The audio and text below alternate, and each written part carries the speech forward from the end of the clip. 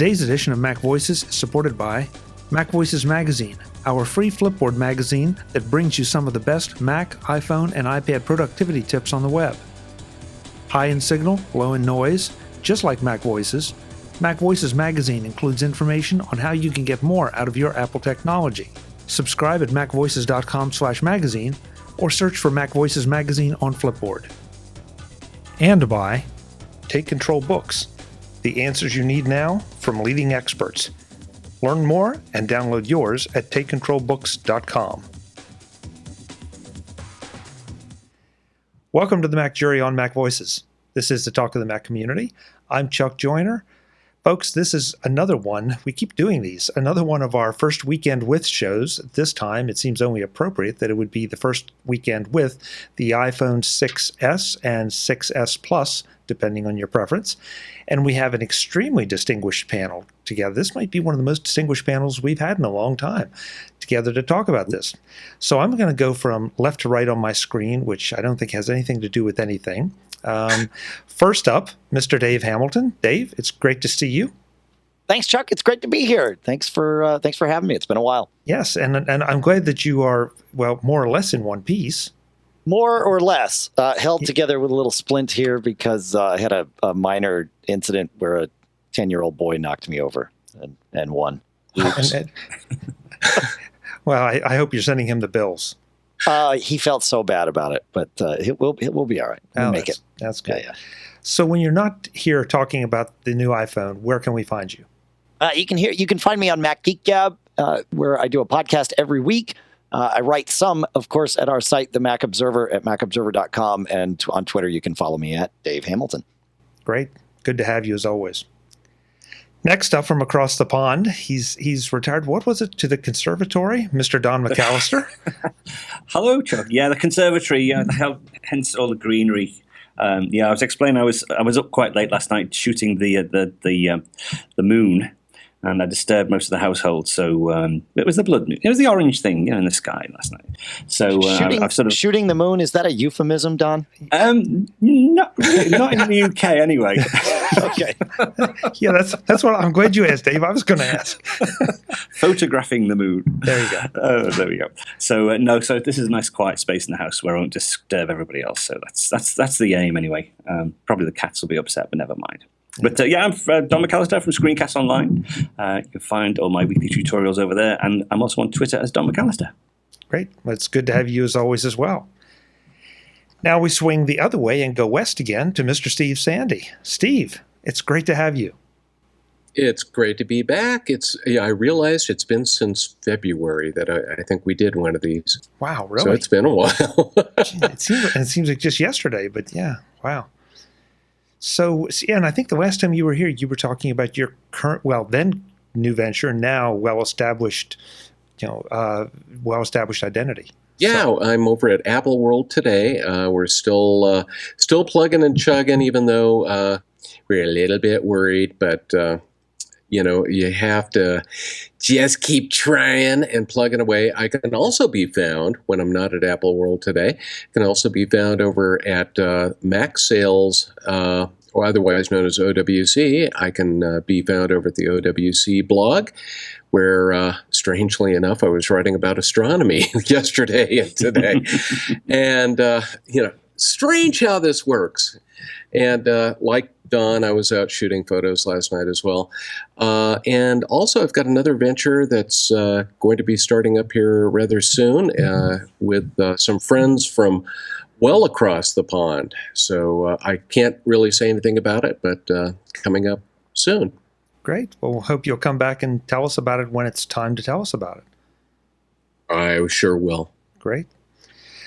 So we all got new iPhone 6S or 6S Pluses. We'll find out about that in a minute. And I figured we just do sort of the round robin thing of, what are our impressions? What do you like? What have you tested out? Is this a compelling upgrade, or is this one that maybe a lot of folks can sit out? And so I will start. I've got the 6S Plus Space Gray 128 gig. That's just sort of my phone of choice now. Dave, how about you? Yep, I got exactly the same model as you, the 6S Plus in space gray, 128 gig. I actually would have liked to go with a different color on the outside, but I really like the black face around the screen. So, and the space gray is the only color that is black. All the others are white. So I stuck with it. It will no doubt cause some manner of confusion in the house because my 6 Plus went to my wife, and without cases on them, of course, they look pretty much identical. So for a while, I'd been bouncing back and forth in the colors, but decided, no, I want the one I want. Yeah. And I saw a lot of shaking heads. Don, same thing? I actually went for the 6S Plus 128 Space Gray too. So, yeah, I mean, it's the same as I had before. To be honest, this time around, I was toying with the idea of just going with the 6. I didn't know whether the 6S rather. I didn't know whether or not because I love the large size, but there are occasions when it is a little bit too big. Occasionally, so I actually did go ahead and get the 6S as well, with the intention of doing some trials between them and living with the 6S for a while and doing some comparisons of the video stabilization, the photo stabilization, etc. But it was pretty evident within a couple of hours that I really do like the large size. So other plans now for the 6S. That's going to go somewhere else. So I'm going to stick with the 6S Plus. Steve, are you going to make it a full house? Almost. 6S Plus, space gray, but only 64 gigabytes. Oh, okay. So I think we can all talk about why we bought the big one, or maybe that's just natural. But why did you decide that 64 would be enough? Well, when I had the 6 Plus, I went with 64 gigs, and it was just fine. I actually never got close to really filling it up with photos or music or anything else. So I finally just said, I really don't need the 128 gig. It works just fine with 64 gigs of storage. I'm happy. Okay, good. I think it's a bit of an insurance policy as far as I'm concerned, because let's say when I had the 128 6 Plus as well, and I never really filled it up. I always had at least 40 gigs free, I think, at the end of the day, and that was pushing it. But I thought with the 4K video now, because I've switched on 4K video, and I will shoot probably exclusively on 4K video. So I'm just going to see how that happens. But I've an inkling that the way the optimization works for the iCloud photo library, that's probably not going to be an issue. I don't think I'm going to fill it up that quickly, but it was an insurance policy as far as I was concerned, really, the 128. Yeah, I keep my phones. My phones tend to hand down through my family, so they stick around for a long time in a world that I have to manage. And I've learned the hard way. We had my daughter. I think when the 5 came out, she really wanted one, and so we got her one, and we got her the 16 gig, which was absolutely the worst mistake we've ever made. And so since then, any phone I buy is the largest one they'll give me, because I know 3 years down the road, it may still be in use by someone that's going to come to me first for support. And running out of space is not a problem I want to have to help people deal with. So that's an interesting point, Dave. A lot of us tend to take a look at just our use cases for just us, the individual buying it now. And we figure we're going to trade it in a year or 2 years most. But you have a whole different situation where it could last for a long time. And, the needs and wants of people using it at that time are going to change. Yeah, I mean, not only is it a different person, but it's in the future when things, who knows what they're going to want to store on the device. So it like Don, it's an insurance policy in perhaps a different way for me, at least a longer tail. So the strange thing like this a time, 4-dimensional iPhone in the future. Now, the thing that tripped me up this year was because normally we have a set pattern of who gets handed down what, and it's always been pretty straightforward, because I have to upgrade every year, of course, obviously. So my lad will get it 1 year, and then my daughter will get the next year's the next year, and we just sort of alternate it. But this year, with it being the first time that we had the 6 Plus, it was my son's turn to get it, and he didn't want it. It's too big. Oh, that's a bit of a fly in the ointment. So bit of head scratching there as to how we get around that particular situation. But that tripped me up this time, because I know Adam Christensen actually bought his watch a smaller size. He bought the 38mm watch precisely because he's going to hand it down to his wife at some point, which I thought was a very, very clear thinking. But I never thought about that with my phone. I just thought, Martin would just take whatever I had. But no, it's too big for him. So another consideration. That's interesting to hear someone that's younger than this group, say the phone is too big. We were usually the ones like, no, we don't need that big phone, and now we all have it and love it. But well, he's the one with the skinny jeans, and so I don't have that problem. So okay, we're not going to go any farther on that. And I don't want to dig too far down this rabbit hole, but I think we should go here just a little bit as to how you decided to do your upgrade. Which plan did you go with which carrier, and why? Because that was and will continue to be for the next, at least through Christmas, a big deal for people that are buying this phone. So again, I will take the same order. Dave, what did you pick and why? I've been an AT&T customer for a long time. For the most part, I'm happy with them. I could come up with complaints, but they've been mostly fine. And so I stuck with AT&T's finance plan and went with an AT&T Next 12 plan. The only holdup for me was that we're planning a trip to Europe next summer, and this phone, if I stick to the payment schedule that I'm on, will not technically be unlockable. AT&T, for those listening, you can visit att.com/device unlock anytime and put in your IMEI. And sometimes you can slip one past the goalie and they will unlock a phone that they shouldn't. But I'm not counting on that. So I may pay it off early or whatever to deal with that. But because I've had 4 phones in service at all times, I've never bought AppleCare Plus for any of them. And I did not want to be forced into buying AppleCare Plus by going with Apple's own finance plan. I also didn't want to have to go to the store on Friday to pick it up. I just wanted it delivered to the house. So I didn't go with Apple's plan. And I know at some point somebody's going to take an iPhone and like smash it or throw it in a toilet and it's not going to survive. But with 4 going at a time, those AppleCare Plus plans really add up. So it's cheaper for me to self-insure. And thus far, we've had no claim, claim being go to the store and buy a new iPhone kind of thing.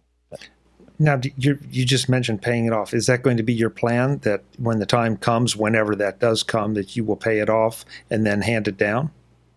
Yeah. The AT&T Next 12 plan is a 20-month interest-free finance plan, right? And so I'll just, if I don't wind up paying it off early because of this Europe unlocking thing, if I sort something else out, I'll just pay it off over the 20 months and then keep it, which is what I did what I'm doing with my iPhone 6 Plus from last year, which incidentally I was able to unlock while it's still on I'm still deep into a payment plan. I got 8 months left. So, well, and if you're going to Europe, you can always just stop at Don's and borrow a phone.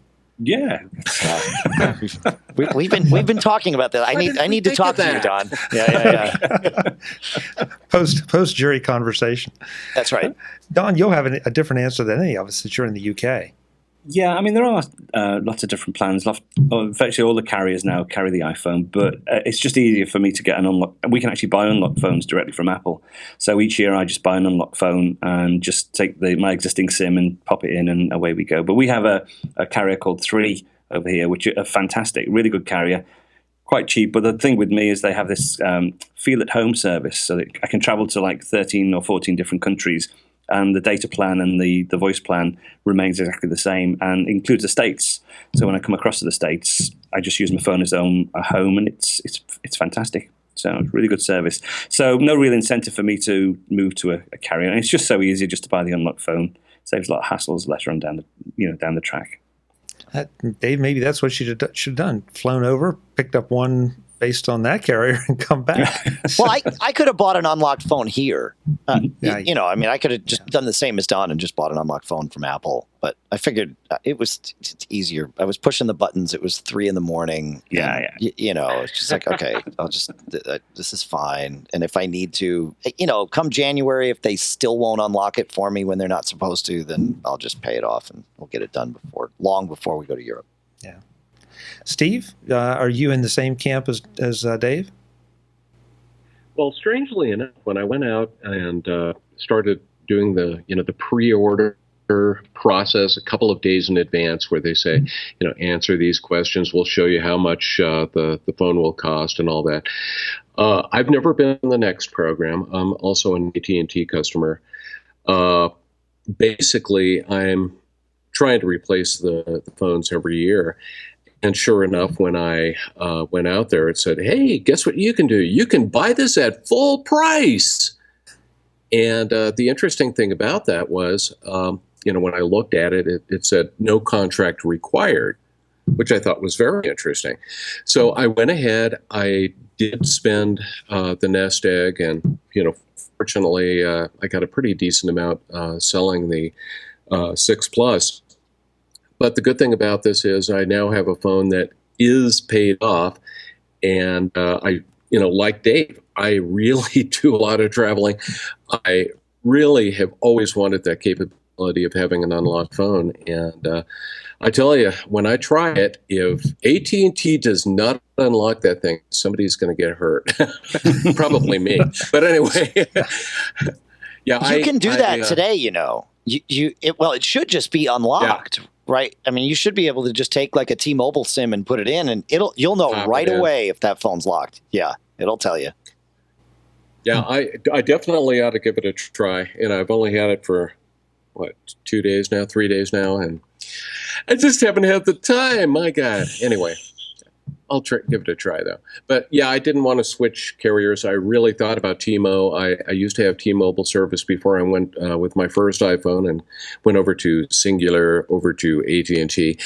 I'd love going back to T-Mo, but at this point, I just said, stay with AT&T.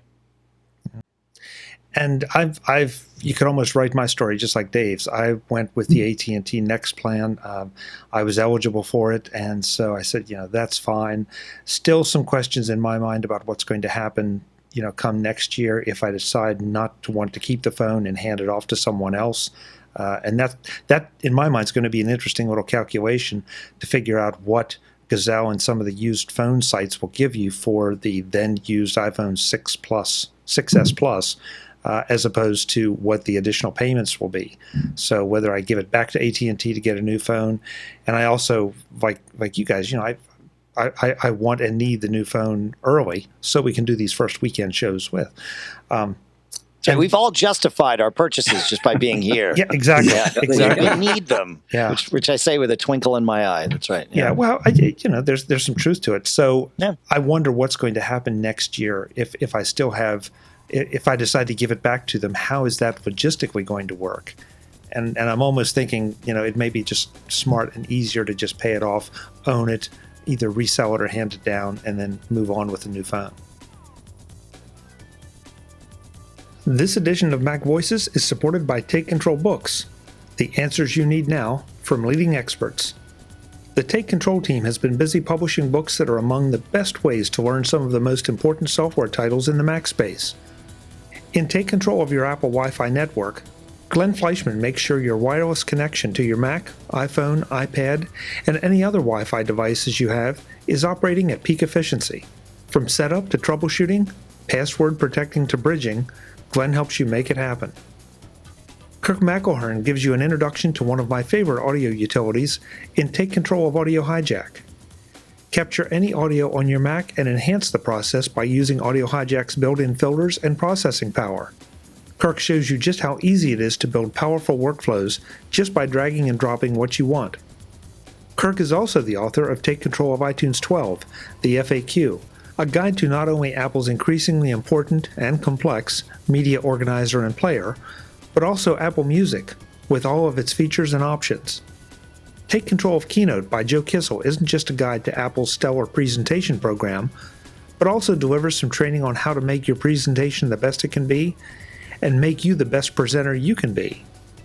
Those are just a few of the current Take Control titles that are available right now, and there are more coming. Joe Kissel will soon help you take control of upgrading to El Capitan, and Shelley McFarlane will give you a crash course on El Capitan. With all of Apple's September announcements, you can bet there will be more coming soon. That's why you need to go to TakeControlBooks.com and find out about all their titles, about their bundle pricing that makes the Take Control titles even more affordable, and lots more. That's TakeControlBooks.com. The answers you need now from leading experts. Thanks to Take Control Books for their support of Mac Voices. So there was an issue this year, right? Because this is the AT&T Next plan started a year ago, right? With the iPhone 6 and 6 Plus. And anyone that was on that plan that wanted to trade in and get the new phone on release day was actually not eligible because you had only paid 11 months and you have to pay 12 before you're eligible for the thing. And if like Steve, if you went in ahead of time, it would have told you, it wouldn't have just said, hey, guess what? You get to, you get to pay full price. It would say you can pay full price or go to AT&T now, pay off one more payment. You don't have to pay off the whole thing. You just have to pay that 12th payment. And it would let you do it, whatever it was, 3 weeks in advance or 2 weeks in advance, because it was 9/20 last year and we had to order on 9/12 this year, right? I mean, it was maybe, I guess it was less than 2 weeks. So that is the benefit of Apple's plan, right? Is Apple guarantees you that you'll be on whatever their cycle is, maybe. And Dave, what you said too about having the phone delivered, that was the one hesitation, one thing that steered me away from Apple's plan, because I think I would have given that a shot if I hadn't had to go to the store and pick it up.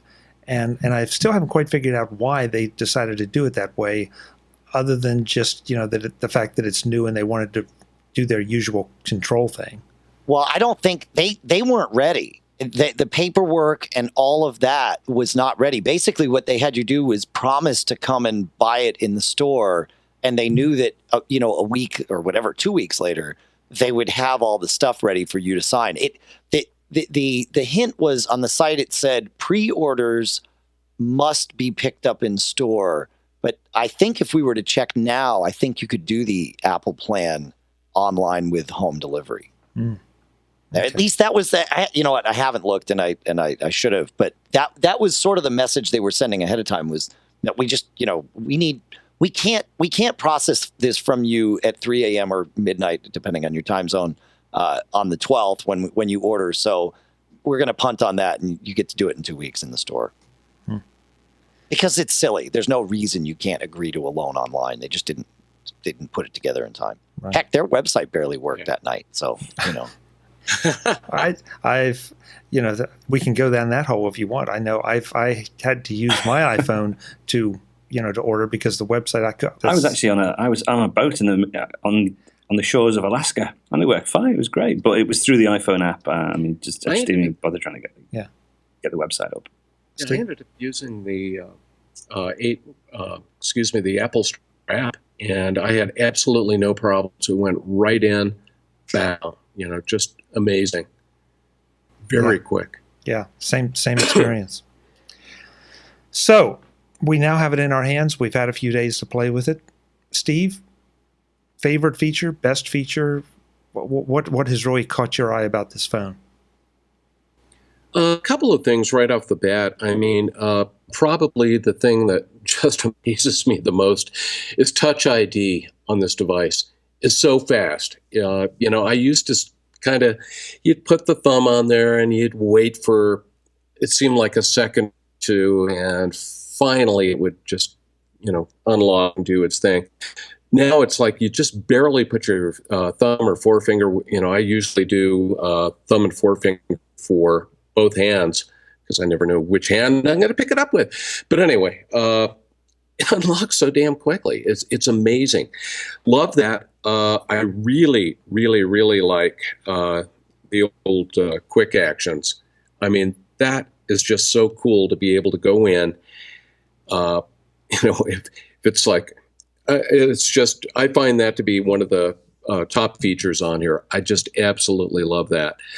The camera, I really haven't had enough of a chance to go out and do side-by-side comparisons. I got to admit, I did a little bit of photography the first day with some flowers in my backyard, and I was able to see additional detail. For instance, in one picture of a flower, a spider web that I couldn't even see in the iPhone 6 Plus photo was plainly visible in the iPhone 6s Plus.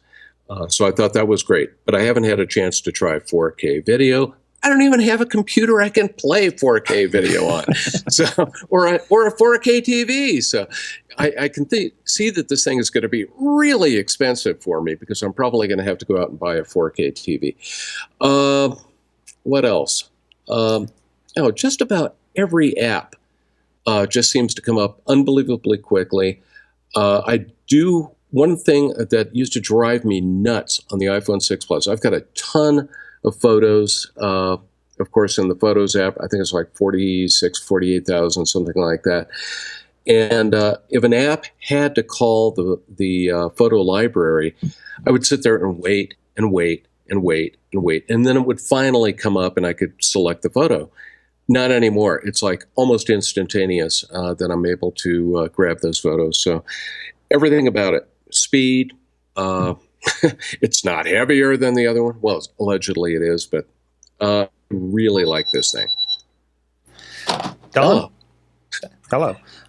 I know. Yeah. I know you were talking about the video being something you were really excited about. Have you played with that at all? Yeah, I was. We had a family event yesterday, which was the first time I've really gone out. I wasn't planning to take lots of photographs, but I got there. My sister said, "Oh, by the way, you're the official photographer for the day, so if you could take as many photos as you can." So I thought, great, and it was a nice sunny day outside, some inside shots, and it was a big hit because the live photos are just amazing. Especially in a family situation where you've got kids running around, you've got people posing for photos. That live photos, I just left it on right the way through. And it was brilliant just to show people as well, while they were actually, once I'd taken the photo, people, obviously, not everybody knows what a live photo is. A lot of people don't even know that it's on the phone at the minute. So the sheer delight that people were experiencing by looking at these photos and seeing the live aspect of it, it blew quite a few people away. It really did. And the nice thing is as well, I basically brought them home, did no editing. There is an issue with live photos. If you do edit a live photo, you can lose the live component. So if you want to crop it or anything, it sort of disables the live aspect. So I hardly did any editing. It was no real need to as far as the color and composition, etc. So I just published them using iCloud photo sharing. And those people on older devices, as long as they've got iOS 9, they can still see the live components as well. So, publish that, and people are really happy. It was great. The video, I took it all in 4K video, but again, I didn't bother making a movie or anything. I just published the clips. I just took some clips. And it will downscale down to 1080p quite nicely automatically. If people try to view the video on another device. They look fantastic.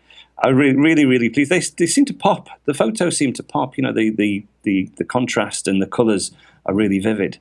And I'm really very, very well impressed with it. Yeah, clarify that for us, though. You say if you're editing the photos in iPhoto, you mean on the iPad or on the phone? On either on the phone, or if you get it back to your Mac and try to edit the photo, it will come up with a warning to say that you'll lose the live component. But then you can revert back to the original if you want, and the live component. Basically the way the live photos work is it's a high quality JPEG and then a smaller resolution .mov file. And for some reason, if you do edit the JPEG, if you crop it or try to do any editing, it will sort of disconnect it from the movie file. But you can always put it back again if you want, or if you don't really need to edit it that much and you want to keep the live bit, you can just. Or what I did on some photos when I did want to edit, I just made a copy. So you have the live version and then an edited version which hasn't got the live component, but you have the best of both worlds. You can go in and you can edit the photo to your heart's content with the duplicate version. Got it. Mm-hmm. Dave?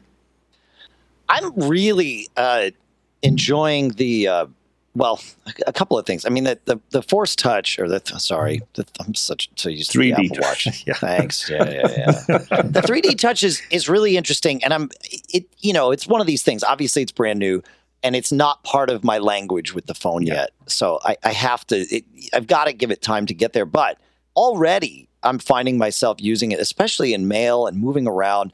And there's just stuff. It goes really deep, right? When you do that preview of a message, you can actually move up, and now you have your reply and archive options, and so there's really some very thoughtful UI and UX stuff in there that will make kind of the flow very easy. My guess is a month from now, I'm going to want 3D Touch in every app that I use. And the good news is on every device too.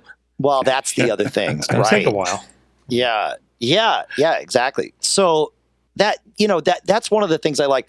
The speed, like you found, Steve, huge. Apps launch, but part of that is not just the CPU, it's the extra RAM. Because with the double RAM in this, apps don't have to launch again often, right? Or not as often. And I'm finding that a lot. I'll go to an app that, I haven't used in several hours or even, in a day, and it just pops right up. It's like, oh, awesome. It's still there. I'm not waiting for it to reload. And that can make a big difference. It's good. Yeah. Actually, can I just make a point about the 3D Touch? Because that's one of my favorite things as well. I think it's really well implemented. Not so much on the quick actions, although I can see the quick actions on the home screen being useful once people sort of work out what actions people actually want. I think a lot of them at the moment are just sort of put there because they can put them there, especially with the third-party apps who they've got it out quickly. But the Photos app, to use the 3D Touch in the Photos app, you can just force press a picture or a video, and it will give you a preview, and then click through and see the whole thing. That's super quick for just sort of navigating around the Photos app and the Music app as well, peeking into playlists and opening playlists using 3D Touch. Fantastic, really, really well implemented. And I can't wait for things like Twitter to have the same thing, where if you have a photo in Twitter, you can sort of press it and the photo will pop up and you can go into the tweet and stuff like that. So I think eventually that will come, but for now, if people just try the Photos app and the Music app, they'll be hugely surprised at just how useful it can be.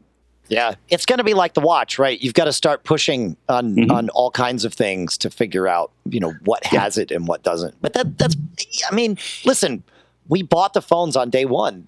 We clearly enjoy this, exploration process. So it's good. And that was an interesting choice by Apple, that if you push on an app that doesn't have that, you still get the feedback. Yeah. Those old-fashioned apps. So it shakes you off. Yeah, that's right. Well, shakes you off. But it's like, okay, I know that I know I'm doing it right. It's just there's nothing there right now.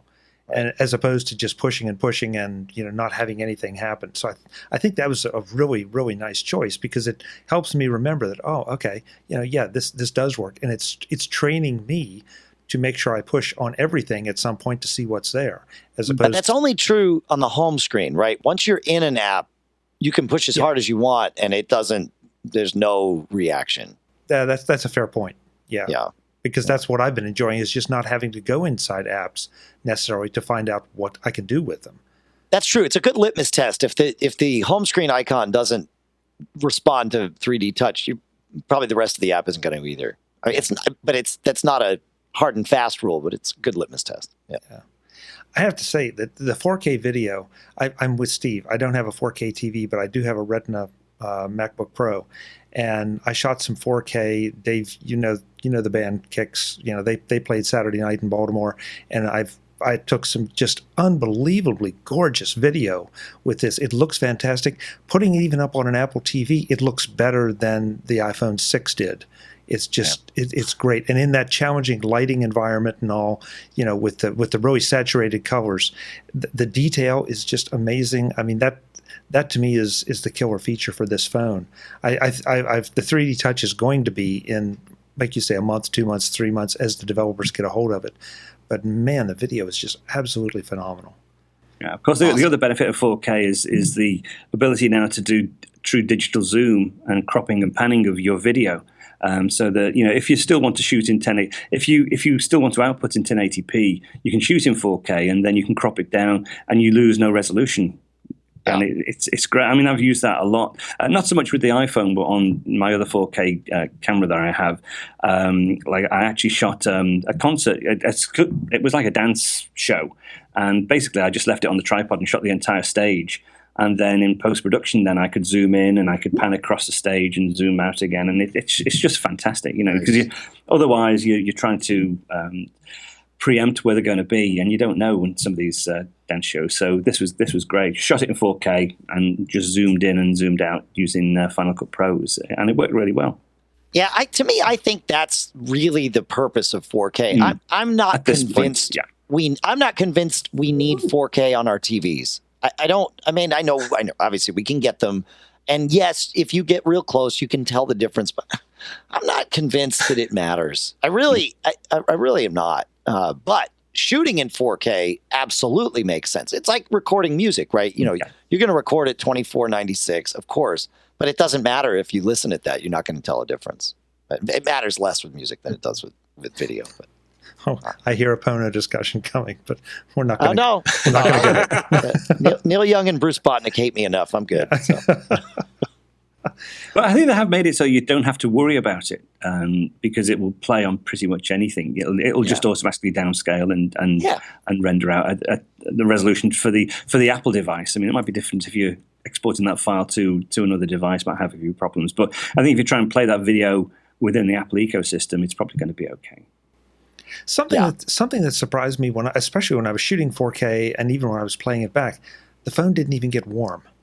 I mean, I expected, okay, this is doing a lot of processing and it's going to get warm in my hand. Not hot, but you would expect it, and it absolutely didn't. So there's a lot of processing power in there just waiting to be tapped. Yeah, I had to laugh. I was thinking back to my first iPhone, 2007, and being at a baseball game and, trying to take some, do a couple things with the phone, see what I could do with it. And I don't know if you guys remember that one, but it just got hot doing anything. I mean, it was just hysterically funny. You could use it as a hand warmer in the winter. But this device... about the only time I felt it get anywhere close to warm was when it was reloading all the apps. And as soon as that was done, it's been fine since then. Yeah.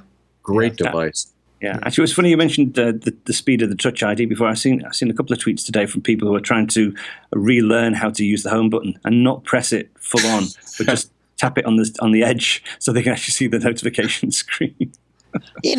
I've been thinking about that. And again, it's too soon, right? Yeah. We've got to give it a couple of weeks to see how we all really are. Because I've had that same problem with my 6 Plus, just not as frequently, where I would leave my finger on it too long and the lock screen would go away and I'd miss the notifications.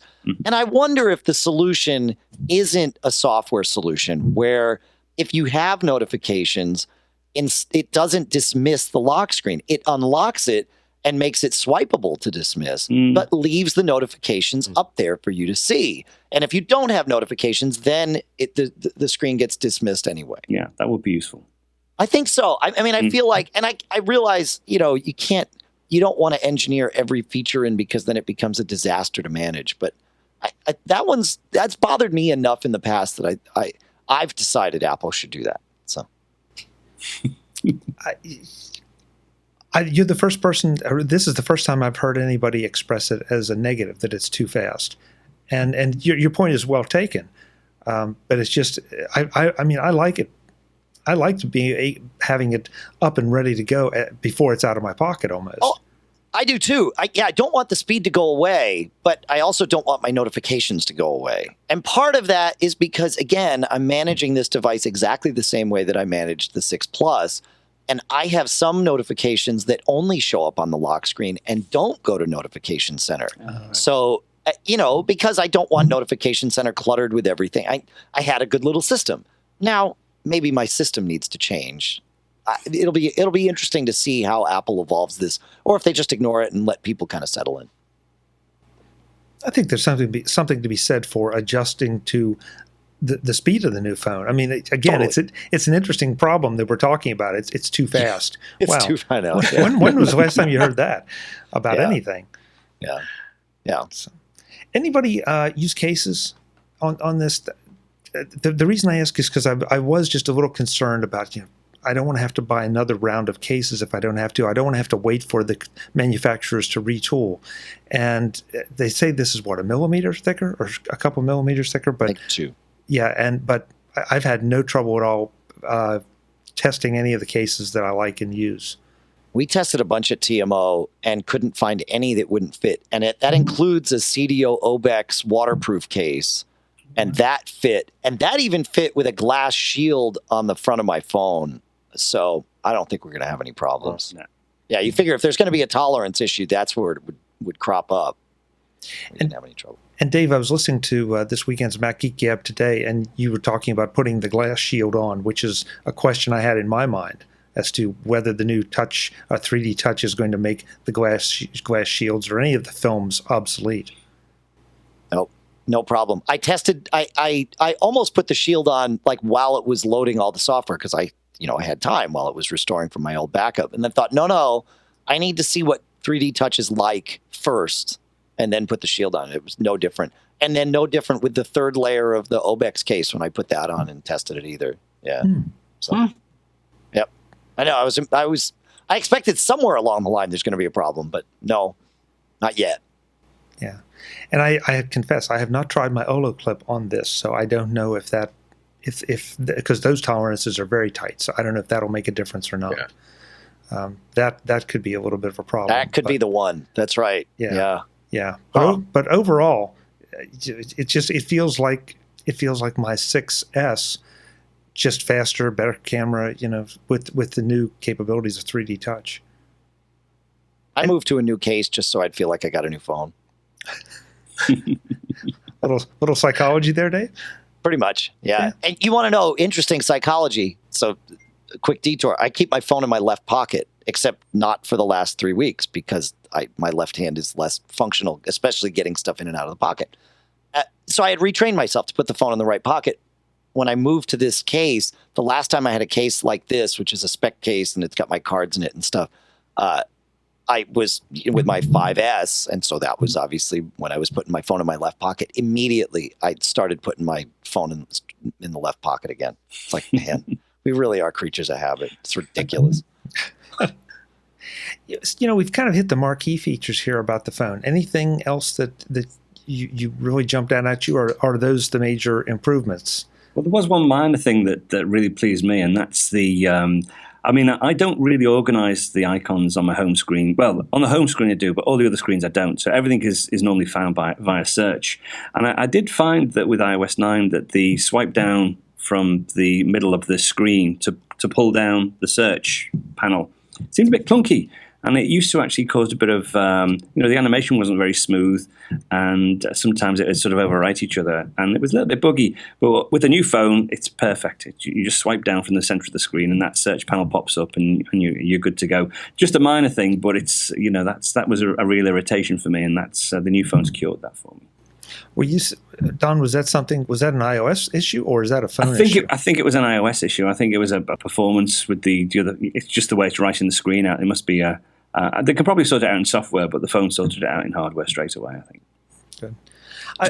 I will say, and maybe it was more iOS 9, but for the last week or so, I've been downloading a pile of updates. And that's, I think that's the smart thing. Yeah. That is definitely a smart thing to do, folks. If you haven't gotten a phone yet, or when it's time to upgrade, make sure you have everything up to date possible. Yeah. So there is one new feature that I believe is unique to the new phones and not just iOS 9, and that's Hey Siri. It works whether it's plugged in or not. And you can set that, obviously. But I found in the car especially, there's a couple of apps I like to launch right when I get in the car. And having Hey Siri right there, I don't even have to touch the phone. I found that I really like that. It's I know they stole it from Google, but yeah, it's okay. Dave, just a question: Do you also have an Apple Watch? Because I've wondered if they would be fighting each other. In other words, the watch may hear you say that phrase, and it may try answering it. Your phone may try answering whatever your query happens to be. I don't know how that's going to work. So I've been kind of loath to even try it on the iPhone 6S Plus. I'll let you know in a week. I haven't been wearing my Apple Watch. No, I think it's okay because it only works on the Apple Watch when you actually raise at least the way I have it configured, you have to raise your wrist to do the Hey Siri. And also on the phone, you actually train it now. It recognizes your voice, so that other people's voice won't actually trigger it off, which is good. So that means is your son getting the 6S, Don? Yes, probably, yeah. Okay, so I'm curious when he trains his, if the two of you have similar voices, if if it starts to pick up on it, because I had that problem with my son. We were in the car okay. the other day, and his phone was responding, and he's like, "Dude, you got to stop." I'm like, I know we've asked this question on another panel, but anybody have any the privacy concerns with the always on Siri? And I'm not going to say the phrase, but the always on Siri. Yeah. As opposed to the Amazon Echo that's sitting over here in my living room listening to everything that we say? No, not really.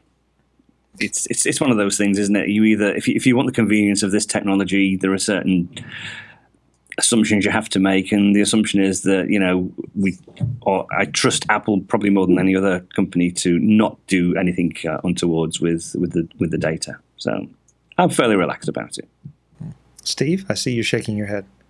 Oh, I'm just agreeing 100%. I don't have really any concerns about using that. And it's funny because when I'm teaching classes, I do an iOS 9 class, in fact, one starting up next week.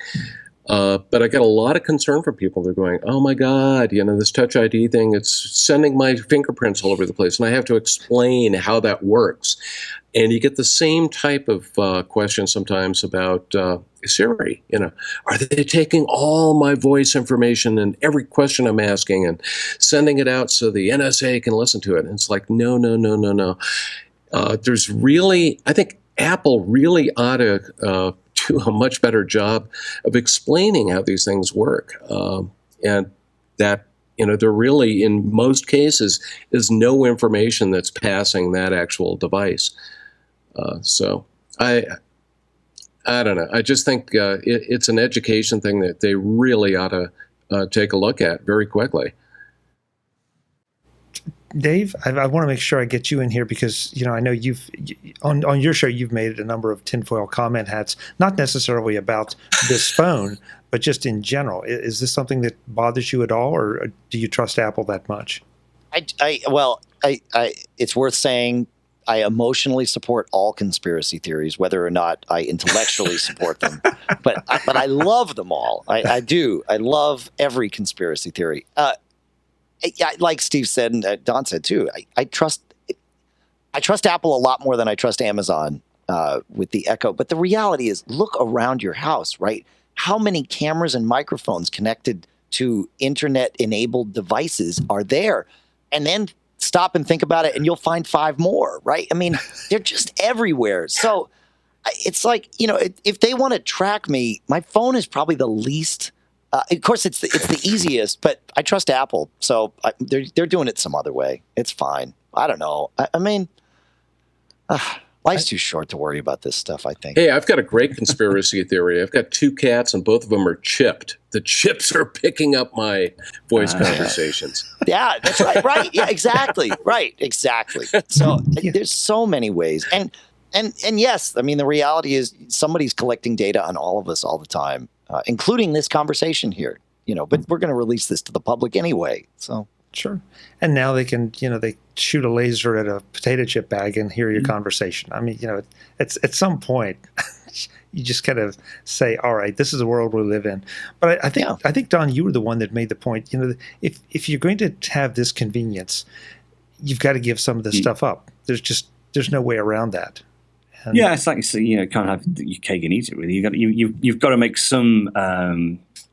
You've just got to be sensible about it. I mean, and it's what we're talking about as well. I mean, there are certain transactions perhaps that you like banking software. I mean, I'm a great user of 1Password, but I don't use 1Password to fill in automatically fill in my bank credentials. They're stored in there, but I have it configured so that I actually manually have to go in, check it out, and manually copy and paste it. So there are things you have to be careful of, but I think you need to be sensible about not worry too much about things that are of little concern. I see it as a continuum, right? At one end is being ultimately convenient, and everything that I do is accessible everywhere because I want it accessible to me. And at the other end is ultimately secure, where nothing's accessible to anyone, and that also includes me, right? And so you got to figure out where on that line you want to live and accept the risks as well as the convenience. Well said. Yeah, I think that's a great way to visualize it. You're absolutely right, because that's the way I see it. There are things that I don't want to give out publicly or make available because they're at the one end. But then there are other things. It's like, I don't care if you know which restaurants I go to or which movies I go to see. It just doesn't make any difference, at least to me. And I know there are people.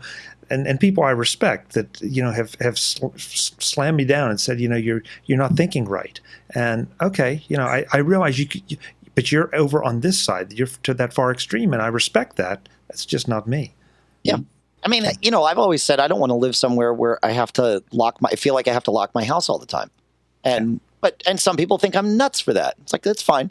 Frankly, if you make it to my front door with the intention of coming in and taking stuff, I'd rather you not then also break my door, right? I mean, if my TV is going to be gone when I get home, I'd rather only have to replace the TV and not the door.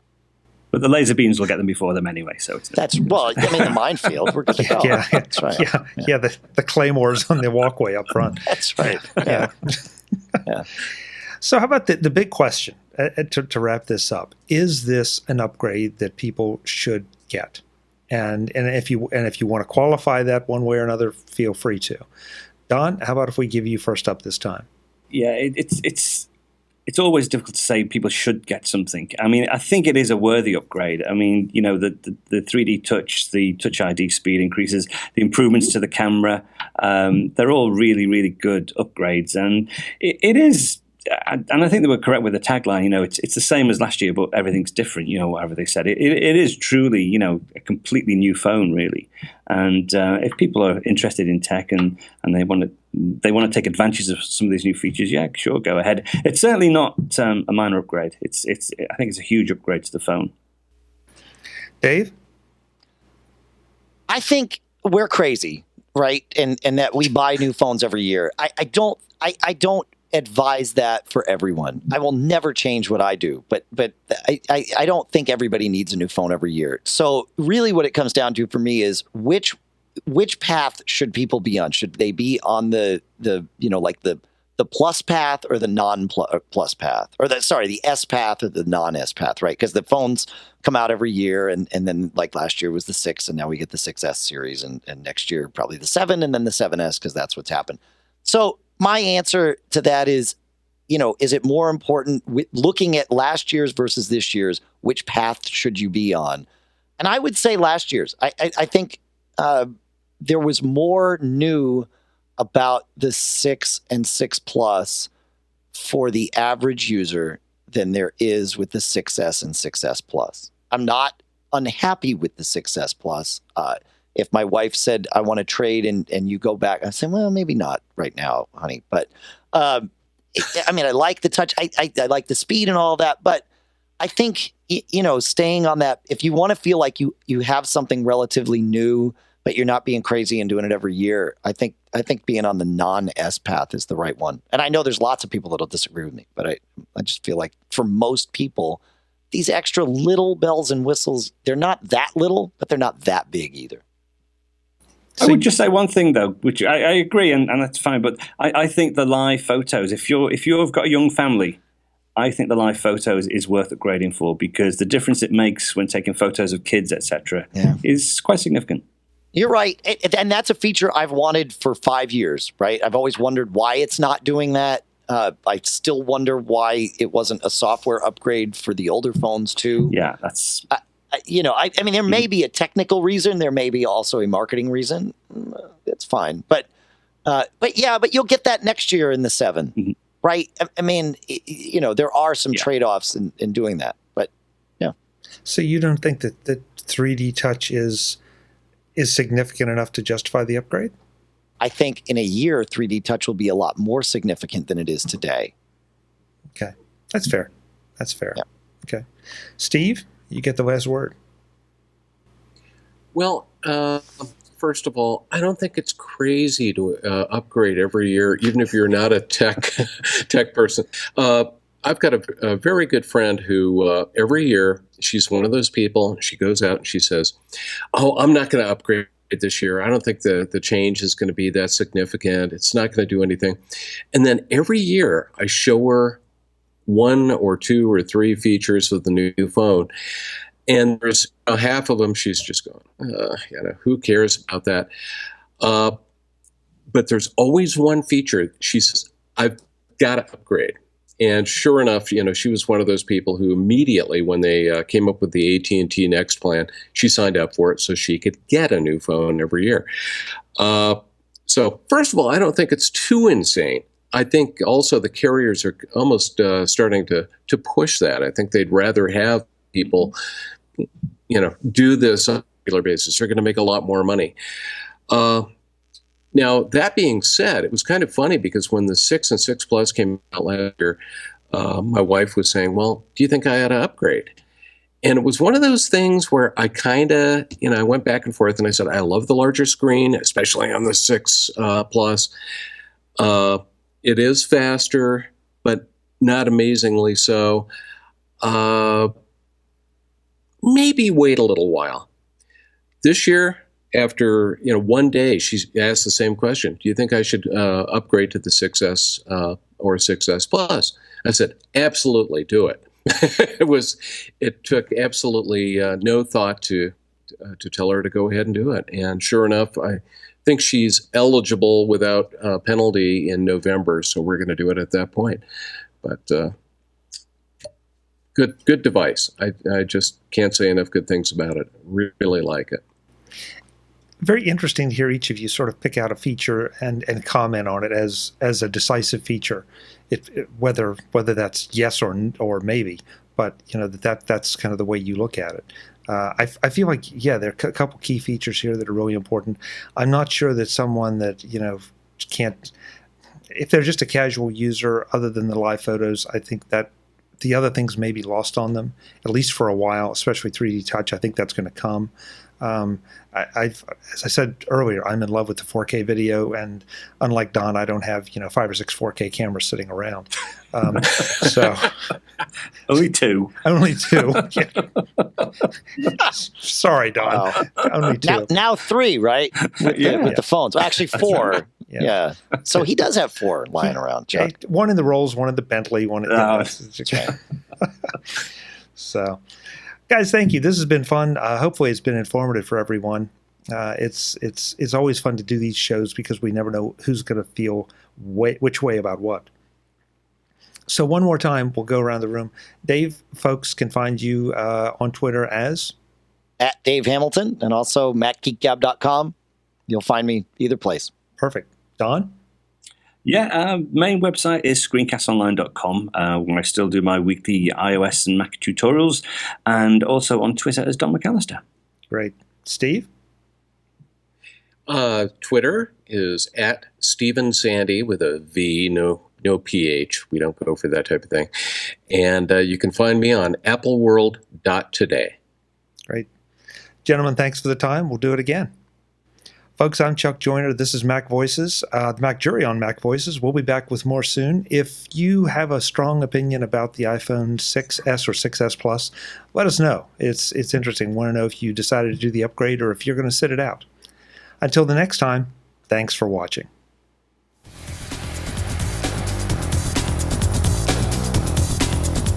Visit MacVoices.com for links, show notes, to subscribe, to connect with Chuck on Twitter, Google+, YouTube, Facebook, LinkedIn, and the Mac Voices blog. Subscribe to our weekly newsletter, the Mac Voices Dispatch, to stay up to date on all the latest Mac Voices news from our front page or at macvoices.com/newsletter. Do more with your Apple tech by subscribing to the free Mac Voices Magazine on Flipboard by visiting macvoices.com/magazine. Advertising and sponsorships handled by Backbeat Media at backbeatmedia.com. Bandwidth provided by CashFly at cashfly.com.